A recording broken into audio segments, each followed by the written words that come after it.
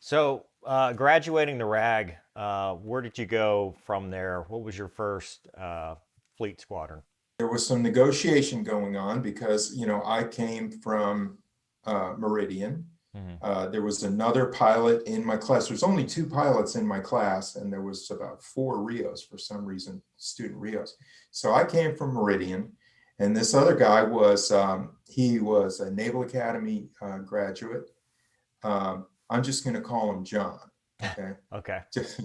Because some people would recognize this whole situation, but um, he was kind of a goofball. He was originally from Texas, and he always kind of acted like a cowboy or something. He drove a motorcycle, and one day he ran it off the road and showed up for a brief covered in mud and muck and stuff. So, I just didn't know what to make of this guy, but I thought he was just trouble. So we get down to taking our final written exam in the F-14. So the airplane part's easy. It's the missiles. We've got Sidewinders on there. We've got Sparrows. We've got Phoenix missiles. We've got a pulse Doppler radar and a very powerful one. So there's a whole bunch of things that you need to know about the weapon system in the airplane, and you need to know all the stuff. So there's only two pilots in my class, myself and this guy, John, and we get down to the big, exam. And I've been to Cornell and I've got the degree and all of that. So I get like a 95 or maybe a 94 or a 95 on this test. Well, Goofy John gets a 99. Oh, wow. Oh, sandbagging, is it? You're a damn sandbagger. So all this stuff with the motorcycle and all that goofy crap, he was just suckering me the whole time. I thought, oh, you bastard, So that was but we know we're going to get picked for one squadron or the other. That was at the time was looking, and the one squadron was the F-84, the Victories. And the other squadron was VF-14, the Top Hatters. So that they go all the way back to World War I. So one of them is going to get John, and one of them is going to get me. So it sort of boils down to our carrier landing. Now we have the CQ in the F-14, and I was myself and my Rio. We were the first all Nugget crew, both student crews to CQ in the F-14. So we're building up to that. We're bouncing, and there's a simulator in one of the buildings that was called a carrier landing simulator. So it was really a development device. It wasn't certified yet or anything. So you climb into this thing, it's pitch black in there. You can barely see this little representation of a ship.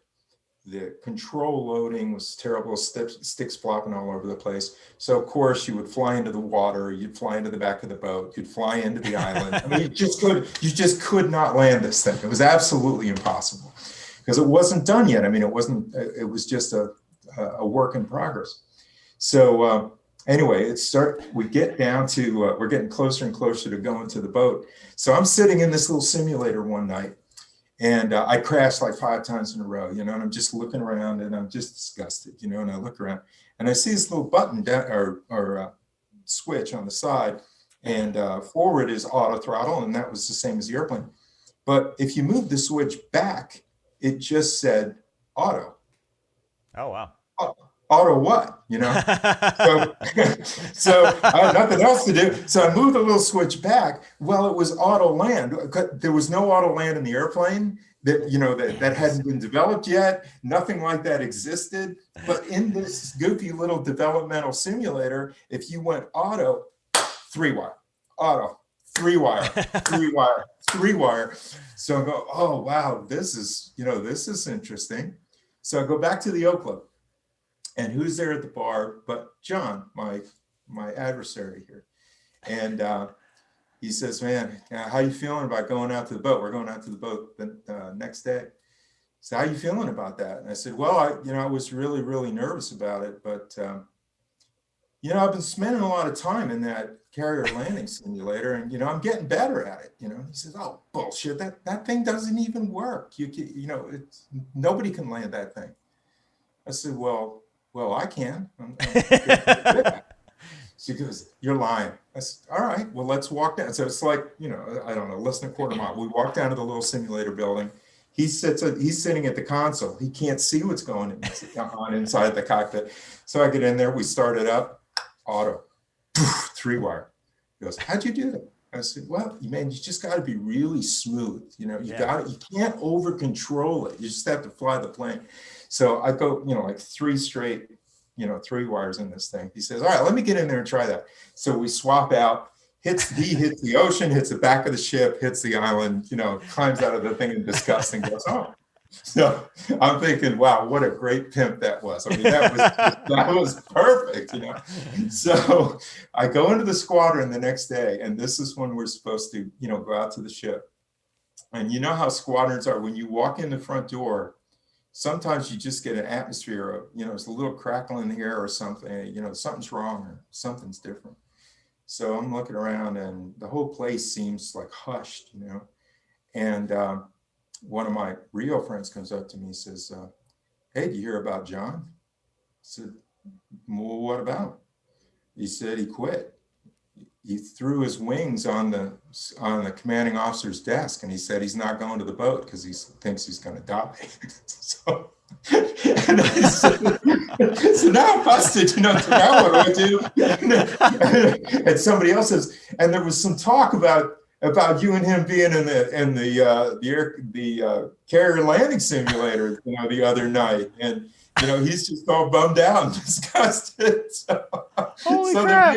So the skipper of the squadron, he drags me into his office and he says, "I don't know what you did, but you're coming clean right now. We got $1 million invested in John, and here's his wings right here on my desk. Now, what did you do?" Holy wow! So I gotta fess up the whole thing. And, anyway, he gets his wings back, and off we go to the boat. But I don't know. It's just one of those Navy things. It's that is awesome. It was so funny now, but he turned out to be, after he got over his little nightmare, he turned out to be a great pilot, and he went on to good things. So wow. Anyway, that was we called it a pimp. When you pimp somebody, you got a really good one on them. So. That is awesome. Excuse me. Oh, no. Oh! Met a lot of them.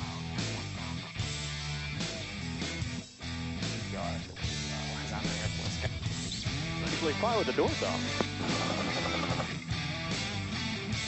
All Fox